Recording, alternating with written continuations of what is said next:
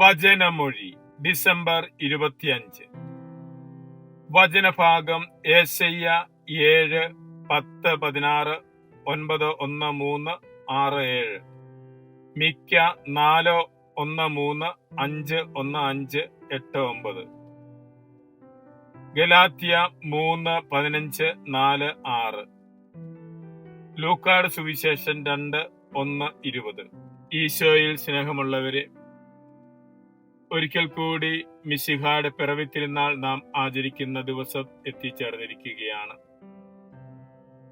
മിശിഹായുടെ പിറവി തിരുനാൾ കേവലം ഒരു പിറന്നാൾ ആഘോഷം മാത്രമല്ല, മറിച്ച് ദൈവിക പദ്ധതിയുടെ പൂർത്തീകരണവും പ്രത്യാശയോടുകൂടി മുന്നോട്ട് നീങ്ങുന്നതിനുള്ള നക്ഷത്ര തിളക്കവുമാണ്. ഈശോയുടെ പിറവി തിരുനാൾ നമുക്ക് നൽകുന്ന സമാധാനവും സന്തോഷവും പ്രത്യാശയും എന്നും നമുക്ക് അനുഭവിക്കുവാൻ ഇടയാകട്ടെ എന്ന് പ്രാർത്ഥിച്ചുകൊണ്ട് എല്ലാവർക്കും പിറവി തിരുനാളിന്റെ മംഗളങ്ങൾ ആശംസിക്കുന്നു. ഇന്ന് പരിശുദ്ധ കുർബാന മധ്യേ വായിക്കുന്ന പഴയ നിയമ ഭാഗങ്ങൾ സൂചിപ്പിക്കുന്നത് പോലെ ക്രിസ്തുമസ് ദൈവിക പദ്ധതിയുടെ പൂർത്തീകരണമാണ്.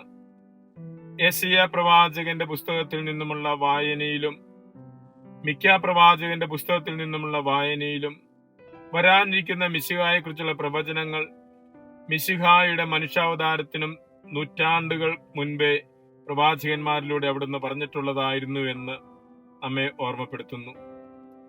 അപ്രകാരം പ്രവാചക വചനങ്ങളുടെ പൂർത്തീകരണമായിട്ടാണ് മിശിഹ മനുഷ്യനായി അവതരിച്ചത്.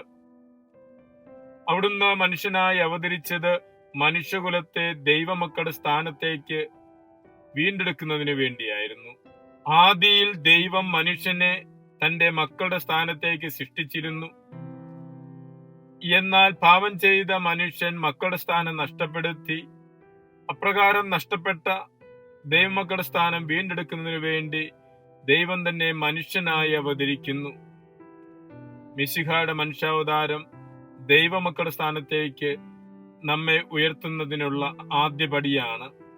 മിശിഹായുടെ പീഡാനുഭവ കുരിശുമരണ ഉത്ഥാനത്തിലൂടെ ഈ ദൈവിക പദ്ധതി അതിന്റെ പൂർണ്ണതയിലെത്തി. ഗലാത്യക്കാർക്ക് എഴുതിയ ലേഖനത്തിലൂടെ പൗലോസ്ലീഹ ഇന്ന് നമ്മെ ഓർമ്മപ്പെടുത്തുന്നത് നാം എല്ലാവരും ദൈവമക്കളാണ് എന്ന യാഥാർത്ഥ്യമാണ്. സകല മനുഷ്യകുലത്തിനും വേണ്ടിയുള്ള രക്ഷയുടെ സുവിശേഷമായിരുന്നു ഈശോയുടെ പിറവി. അതുകൊണ്ട് തന്നെ മിശിഹ മനുഷ്യനായി അവതരിച്ചത് കേവലം ഏതെങ്കിലും ഒരു ജനവിഭാഗത്തിന് വേണ്ടിയല്ല, സകല മനുഷ്യകുലത്തിനും സത്യദൈവത്തെക്കുറിച്ചുള്ള അറിവ് അതിന്റെ പൂർണ്ണതയിൽ നൽകുന്നതിന് വേണ്ടിയാണ് ദൈവം തന്നെ മനുഷ്യനായി അവതരിച്ചത്. മനുഷ്യാവതാരത്തിലൂടെ യാഥാർത്ഥ്യമായ ആ ദൈവിക വെളിപാടിനെ അതിന്റെ പൂർണ്ണതയിൽ സ്വീകരിച്ചുകൊണ്ട് മിശിഹായെ കർത്താവും ദൈവവുമായി ഏറ്റുപറഞ്ഞ് ആരാധിക്കുവാനുള്ള ക്ഷണമാണ് ക്രിസ്തുമസ് നൽകുന്നത്.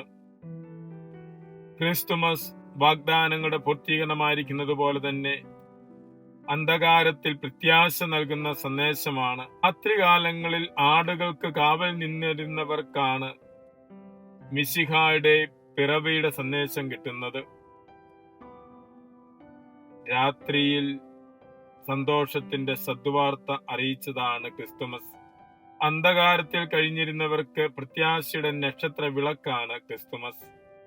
ഇന്നും പല വിധത്തിലുള്ള അസ്വസ്ഥതകളും ആകുലതകളും നമുക്ക് ചുറ്റും അന്ധകാരം സൃഷ്ടിക്കുമ്പോഴും ക്രിസ്തുമസ് നമുക്ക് നൽകുന്നത് പ്രത്യാശയുടെ സന്ദേശമാണ്.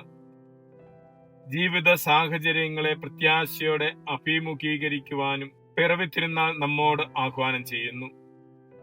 എപ്രകാരമാണ് ക്രിസ്തുമസിന്റെ സമാധാനവും സന്തോഷവും നാം സ്വീകരിക്കേണ്ടത് എന്നും ദൈവദൂതന്മാർ ഇടയന്മാർക്ക് നൽകുന്ന അറിയിപ്പിൽ പറയുന്നുണ്ട്. ദൈവത്തിന്റെ കൃപ ലഭിച്ച മനുഷ്യരായി മാറുക, സന്മനസ്സോടുകൂടി വർത്തിക്കുക. ദൈവകൃപ ലഭിക്കുന്നത് മിശിഹായിലൂടെയാണ്. മിശിഹായിലൂടെ ലഭിക്കുന്ന ദൈവകൃപയോട് നാം സഹകരിച്ച് സന്മനസ്സോടെ പ്രവർത്തിക്കുമ്പോൾ നമ്മുടെ ജീവിതത്തില് സമാധാനവും സന്തോഷവും ലഭിക്കും.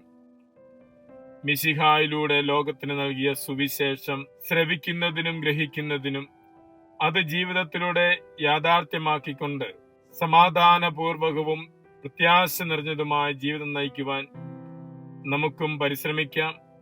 ദൈവകൃപ പ്രാർത്ഥിക്കാം. മിശിഹ നമ്മെ അനുഗ്രഹിക്കട്ടെ. ആമേൻ.